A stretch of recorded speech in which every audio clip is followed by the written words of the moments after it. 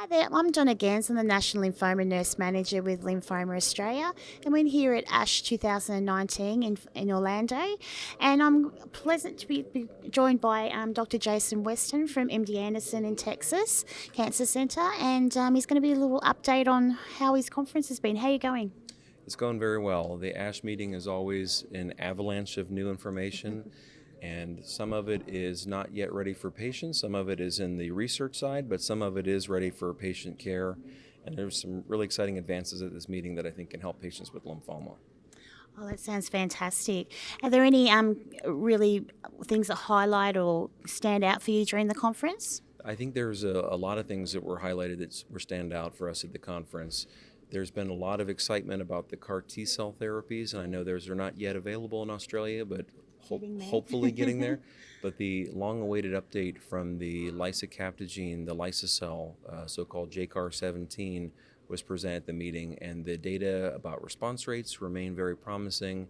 The data about the toxicities being perhaps lower than what's been seen in other CAR T cell studies was the final result was still very impressive. So I think that it's likely in the U.S. that there'll be a third CAR T cell on the market in 2020, sometime later in 2020.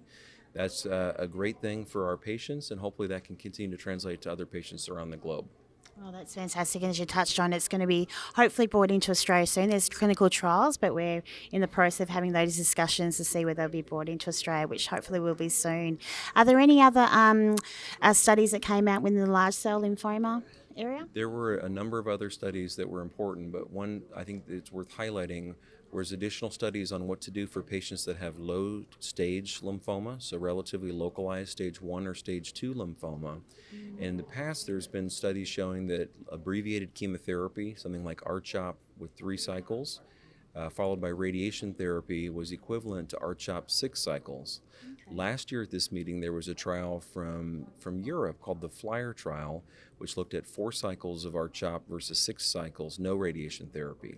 At this Congress, there was a trial that was presented by a U.S. cooperative oncology group called SWOG that looked at the NCTN, it's too many letters, but NCTN cooperative group, which looked at what happens for patients who get a complete response on PET scan after 3 cycles of chemo. Those patients went on, if they had a complete response, to get 1 more cycle of chemo and no radiation treatment. If they had a positive PET, they got radiation and a radioimmunotherapy.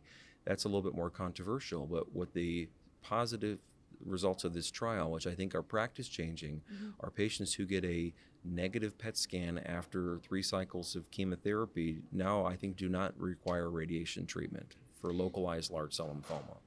That's fantastic to hear, and again, less toxicities and also later effects as well, especially for the younger patient population.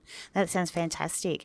You do have a poster presentation, a very interesting study that you're doing at MD Anderson. Would you like to give Yes. us a bit of a rundown on what that's about? Absolutely. So we presented a poster at this meeting. We presented at a couple of congresses this year, looking at a clinical trial that we designed and conducted at MD Anderson for newly diagnosed patients with a subtype of diffuse large B-cell lymphoma called the non-germinal center subtype. And in this trial, we looked at a combination of standard therapy, Rituximab, with novel therapy, pills called Ibrutinib and Lenalidamide.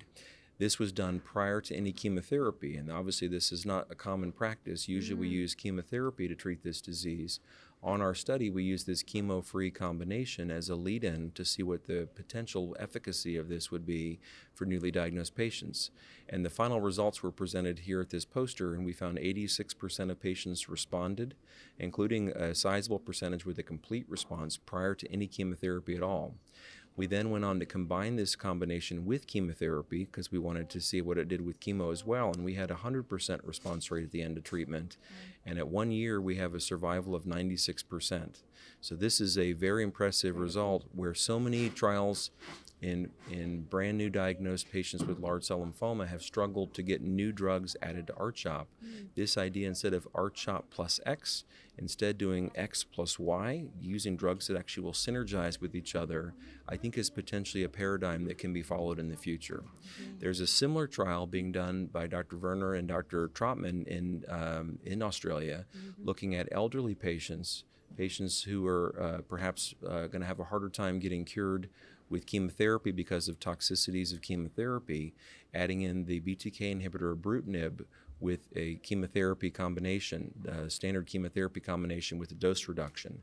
That study is ongoing and accruing, and I would encourage people in Australia to consider sending patients for that trial, or if you're diagnosed with lymphoma, considering if you're an eligible patient for that trial.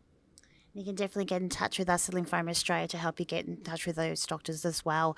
But that's really great results in the fact that it hasn't been a lot of advances past the R-CHOP sort of version for large cell lymphoma. So to see that we're trying to combine treatments like a lot of the things that have been coming out of this conference to be able to help improve outcomes for that large cell group, which already has a good usually overall response, but to improve it even better, it's fantastic. Thank you so much for your time. I think it's great work that you're doing, and thank you so much for talking to the Australian patients. Thank you. Thank you.